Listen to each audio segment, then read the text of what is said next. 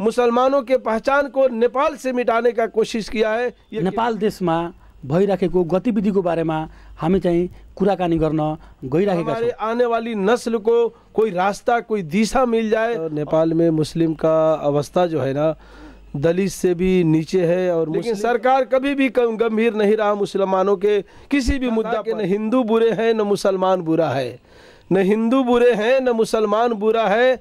आ जाए जिसमें बुराई वही इंसान बुरा है। मुसलमान को ईमान बनेको सच्चा वो मुसलमान कहलाने के हकदार नहीं है। NKN TV के मार्फत से मैं सरकार को एक सुझाव देना भी चाहूँगा।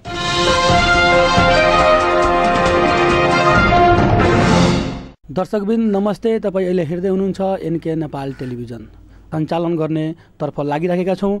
आजको चाहिँ हाम्रो मूल विशेष कार्यक्रम के रहेको छ भने हाम्रो नेपाल देशमा मुस्लिम समुदायमा भइराखेको सामाजिक परम्परा, सामाजिक गतिविधि, मुस्लिम समुदायको अहिले चाहिँ हाम्रो पर्सा जिल्ला तथा नेपाल देशमा भइराखेको गतिविधिको बारेमा हामी चाहिँ कुराकानी गर्न गइराखेका छौँ। सर, NKN नेपाल टेलिभिजनमा स्वागत छ।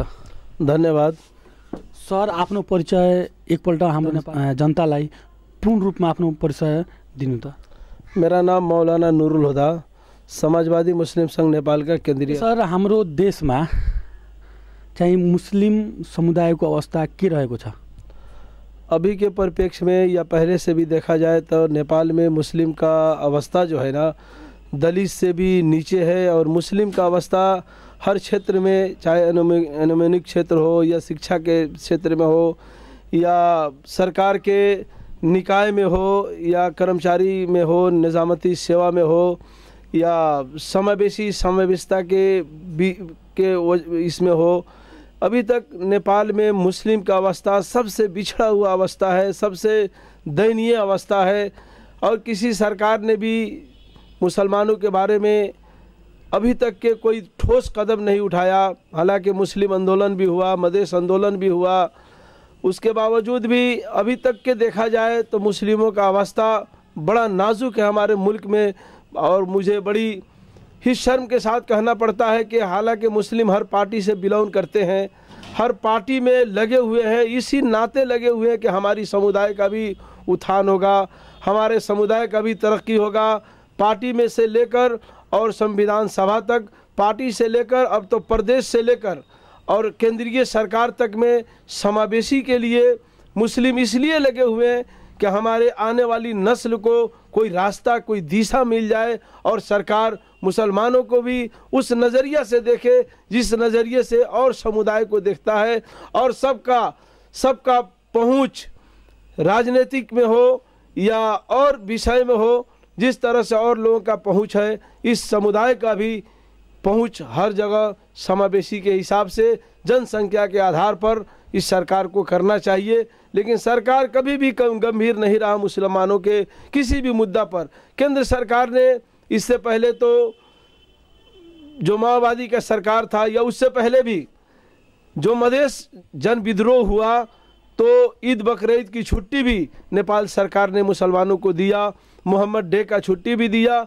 उस बीच में ये सरकार आकर के ये केंद्रीय विदा भी मुसलमानों का जो ईद बकरीद सबसे बड़ा महान पर्व माना जाता है, उस विदा को भी काट करके मुसलमानों के पहचान को नेपाल से मिटाने का कोशिश किया है ये केपी सरकार ने। अनि सर, यो जुन मुस्लिम समुदायको जुन यो परम्परागतको कुरा गर्ने हो देखि यसमा चाहिँ कुन परम्परागत चाहिँ हिन्दू समुदाय भन्दा फरक हुन्छन्? फर्क की बात क्या है कि हम लोग सब एक ही फुलवारी के हम लोग एक फूल है। ये नेपाल में जितने लोग बसते हैं, जो जिस समुदाय के, वो सब एक साझा फुलवारी हमारा। मुझे एक शेर याद आ रहा है हिंदुस्तान का। जब हिंदुस्तान आज़ाद हुआ तो राज इलाहाबादी ने लिखा था कि न हिंदू बुरे हैं न मुसलमान बुरा है, न हिंदू बुरे हैं न मुसलमान बुरा है। आ जाए जिसमें बुराई वही इंसान बुरा है। तो ये इंसानियत का देश है, लेकिन अभी तक इस इंसानियत के देश में भी और मुसलमानों के प्रति अभी तक भी किसी सरकार उसके मुद्दाओं के प्रति, उसके समस्याओं के प्रति, उसके पहचान के प्रति देखा जाए तो अभी तक पॉजिटिव नज़र नहीं है। मुसल्लम ईमान यानी पूरा ईमान। ईमान का मतलब क्या होता है कि गॉड और उसके प्रॉफिट मोहम्मद सल्लल्लाहु अलैहि वसल्लम जो है उनके प्रति ईमान रखना, उनके प्रति यकीन और भरोसा रखने का नाम ईमान है। उसी को मुकम्मल ईमान कहते हैं, मुसल्लम ईमान वाले कहते हैं, जो कलमे तैयबा ला इलाहा इल्लल्लाहु मुहम्मदुर रसूलुल्लाह को ज़बान से पढ़े और दिल से इकरार करने का नाम ईमान है। हमारे नबी मोहम्मद सल्लल्लाहु अलैहि वसल्लम ने भी फरमाया कि जिस मुल्क में रहो वहाँ की सुख शांति के लिए दुआएं करो और उस मुल्क की वफादारी, हमारे इस्लाम धर्म ने भी कहा है। धर्म के प्रचारक मोहम्मद सल्लल्लाहु अलैहि वसल्लम ने भी फरमाया कि जिस मुल्क में रहो उस मुल्क की वफादारी तुम्हारे लिए अपनी जान से ज़्यादा ज़रूरी है। अपनी जान से ज़्यादा उस मुल्क की हिफाजत करो, उस मुल्क की सुख शांति के लिए कामनाएं करो, रब से दुआएं करो। अनि सर, त यो चाहिँ मुसलमान बने मुस्लिमको इमान बनेको सच्चा हुन्छ, मुसलमानको इमान बनेको सच्चा हुन्छ के चाहिँ सबै चाहिँ मुस्लिम जातिहरू यो चाहिँ कुरामा तटस्थ छन्? देखिए, इस्लाम ने जो इस पे अगर अमल नहीं करते हैं वो मुसलमान कहलाने के हकदार नहीं है। इसलिए कि मुकम्मल ईमान मुकम्मल कैसे होता है? इस्लाम अलग है और मुसलमान अलग है। मुसलमान इस्लाम के मानने वाले को ही मुसलमान कहते हैं। अब इस्लाम को कितने रूप में आप मान रहे हैं, किस तरह से मान रहे हैं, मानने का आपका तरीका क्या है? इस्लाम ने कहा कि किसी को तकलीफ़ ना दो, आप देते हैं तो आपका ईमान, इसका मतलब ईमान में आपकी कमी है। इस्लाम ने कहा, एक वाक़या मैं आपको बता दूं कि एक आदमी घोड़ा खरीदने बेचने के लिए बाज़ार में गया और उसको बड़ी मजबूरी थी, उसके घर में लड़की की शादी करनी थी। उसने 5,000 के घोड़े का दाम 2,000 रुपया लगाया। एक ख़रीदार आया, एक मुसलमान आया, कहा कि भाई तुम्हारे घोड़ा तो बहुत बेहतरीन घोड़ा है, इस घोड़े की कीमत क्या रखते हो? कहा कि देखो घोड़े की कीमत तो 5,000 रुपये है, लेकिन मेरी मजबूरी है कि मैं 2,000 रुपये में घोड़ा बेच रहा हूँ। तो उसने कहा क्या मजबूरी है?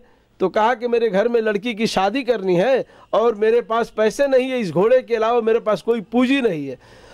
उन्होंने 5,000 रुपया उसे दिया। जब उन्होंने दिया घोड़े की कीमत 5,000 रुपया, वो बड़ा खुश हुआ, बोला भाई मैंने तो 2,000 रुपया कीमत रखा है, आपने 5,000 क्यों दिया? तो उन्होंने कहा कि देखो इस्लाम मजबूरी नहीं खरीदता है, इस्लाम सौदा खरीदता है। तुम्हारे घोड़े का दाम 5,000 रुपया, इसलिए मैंने 5,000 दिया। इस्लाम मजबूरी नहीं खरीदता है, किसी के मजबूरी से फ़ायदा नहीं उठाता है, बल्कि उसको मदद करने की कोशिश करता है। उसका नाम इस्लाम है और वो मुकम्मल ईमान है।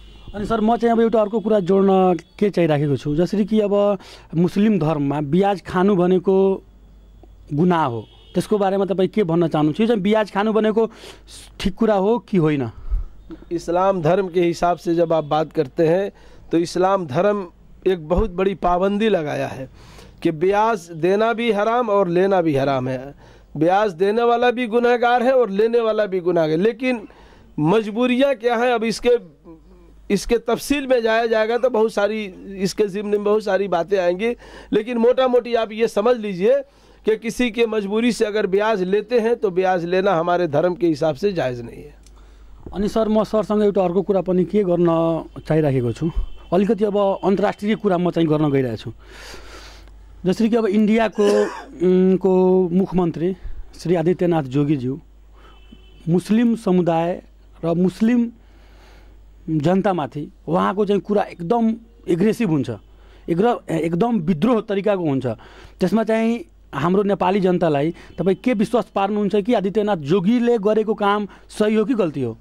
अब जो सरकार चलाते हैं उनकी बहुत सारी मजबूरियां भी होती हैं। उनके नज़र में जो सरकार चलाते हैं या जो सरकार में है, उनके नज़र में सब जनता एक नाश है, एक बराबर है। अब उसमें जो कानून के जद में आए, कानून किसी को नहीं बख्शता है। जहाँ कानून का राज होता है, चाहे वो मुसलमान हो या किसी भी धर्म के मानने वाले हो या कोई भी व्यक्ति हो, किसी कम्युनिटी से वो बिलोंग करते हो, कानून के अगर पकड़ में आते हैं तो उन्हें सजाएं मिलनी चाहिए। अगर इसको लेकर के कोई कहे कि आदित्यनाथ योगी बड़ा उग्र है या बड़ा टाइट मुख्यमंत्री है, तो मैं इस बात को नहीं मानता हूँ। इसलिए कि जिस देश में आप रहते हैं, जिस मुल्क में रहते हैं, उस मुल्क की वफादारी भी आपके सर पे उसकी जिम्मेवारी बनती है और उसके कानून के तहत आपको अपनी ज़िंदगी गुजारना पड़ता है। यही हमारा धर्म का भी यही कहना है।